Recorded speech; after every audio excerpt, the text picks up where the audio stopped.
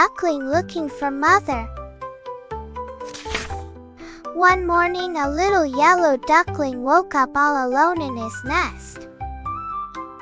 "I must find my mommy," the brave little duckling said as he waddled away.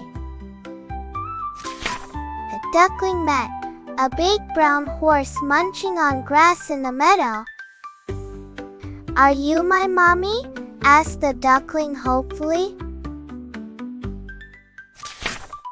"Nay, no, little one, your mommy has brown feathers and says quack," the horse explained kindly. Next, the duckling found a black and white cow in the field. "Are you my mommy?" the little duck wondered. "Moo, no, dear, your mommy has an orange beak and loves to swim," said the cow with a smile. The duckling spotted a fluffy white sheep grazing nearby. "Are you my mommy?" he asked the sheep. "Yay! No, sweetie, your mommy has webbed feet and can fly in the sky," the sheep replied. A pink pig rolled happily in the mud as the duckling approached. "Are you my mommy?" asked the tired little duck.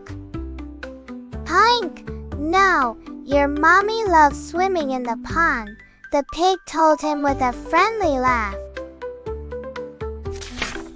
Suddenly, a happy quack, quack, echoed across the farm.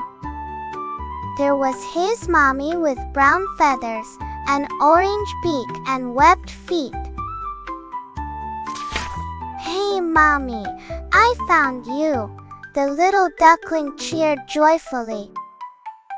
The little duckling knew his mommy was the most special duck in the whole world.